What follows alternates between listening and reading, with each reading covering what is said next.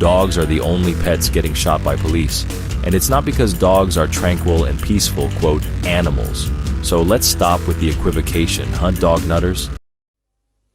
There's a worm at the bottom of the garden, and his name is Wiggly Woo. There's a worm at the bottom of the garden, he was born in doggy poo.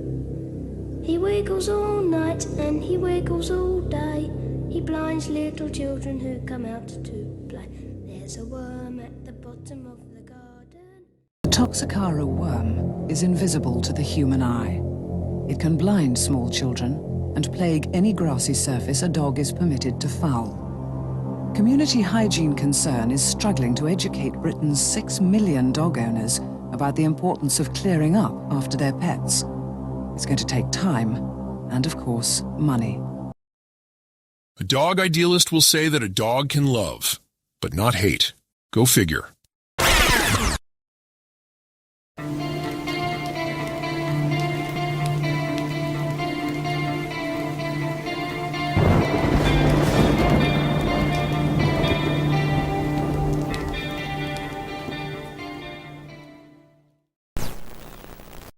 Hi, and welcome to K-Nun Productions, giving you the straight dope on dogs. So, a dog nutter on Quora literally told me the following. It doesn't take anything away from, say, a dog's love that it doesn't have the capacity for hate. Animals do not hate. This was after I informed him that animals lack the mental capacity for a complex human emotion like hate. Now, keep in mind that my interlocutor is the one who went straight to dogs as an example. He was actually talking about animals in general, at least initially. In point of fact, the original comment I responded to was as follows. Not a single animal that has ever existed on the planet ever hated for a single instant. Oddly enough, my interlocutor concedes that dogs cannot hate.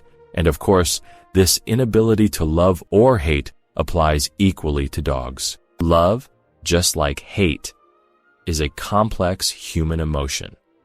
It's actually even debatable what love really means, but that is beyond the scope of this discussion. Nonetheless, it is worth pointing out just how complicated it can get. After all, dogs are incredibly simple-minded and simplistic creatures. They are not like us, not even close.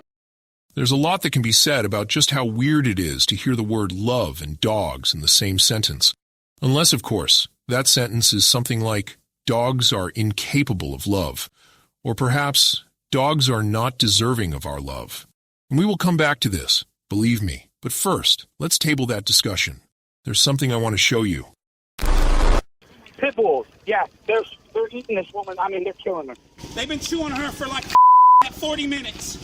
Terry Cosby, Steve Onley, and Cecile Short share a common tragedy, attacked by dogs. Cosby and Onley survived, Short did not. According to research done by the Oklahoman from January 1st, 2016 through May 11th of 2018, Animal Welfare has received 9,414 reports of loose or bites. Of those, more than 7,100 were complaints about loose, vicious. 4 pit bull terriers attacked Terry Cosby on May 5th as she was walking home. A witness tried to stop the attack but failed. Police eventually arrived and shot 2 of the dogs. The other 2 were euthanized.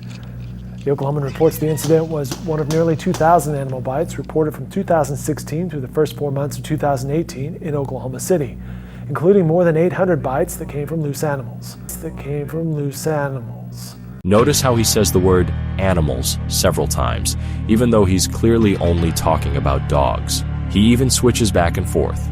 He's obviously talking about dogs, as he even says it, and specifically mentions pit bulls, and is doing an entire segment on how dog attacks are on the rise. Now, this is a bit of an aside here, but it is hardly trivial. News reporters reporting on dangerous so-called animals are only ever talking about dogs.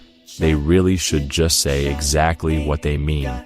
The way they talk sometimes, it could easily give the public the false impression that there's a general animal or pet problem, that is to say, with regard to attacks, and there simply isn't.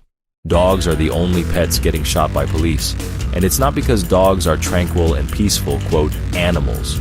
So let's stop with the equivocation, huh, dog nutters? I want to share another exchange I had with a dog nutter. As always, it is very disappointing to see just how callous and unintelligent these people tend to be. On a somewhat recent community section post, one of them said the following to me: "You people suffer abandonment, most likely from your parents, and you envy dogs for getting more attention than you."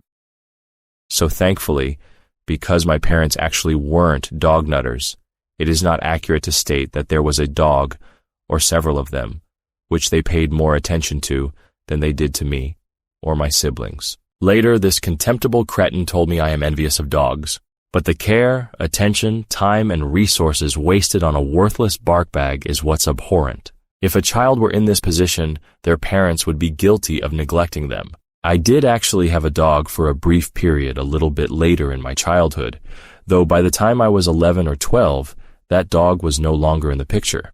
But this dog was treated like a pet rather than a child or other family member. It was an outdoor dog, and my parents' priorities were not utterly fucked like those of so many dog worshippers today. So this poster is clearly making unfounded assumptions about me. However, the fact that these troglodytes think bringing up someone's parents giving dogs more attention than them is a way to score a point in an argument or whatever tells us everything we need to know about how impoverished their view of humanity is. It's not altogether unlike those cretins who leave a drive-by comment stating that I must have been bitten by a dog as a child to hear them tell it.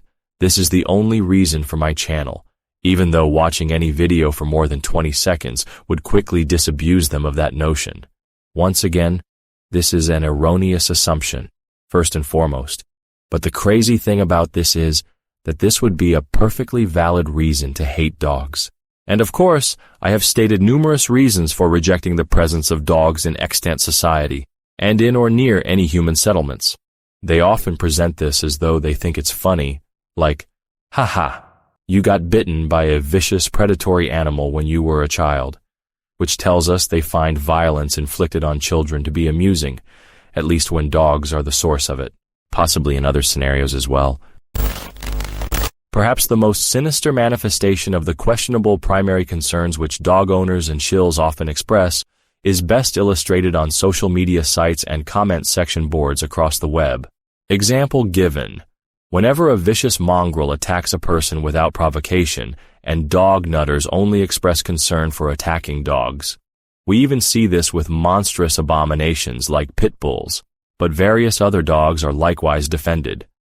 Like I told one vulgar dog apologist already, if your dog doesn't want to get kicked in the face, pepper sprayed, or possibly shot, then keep it away from me.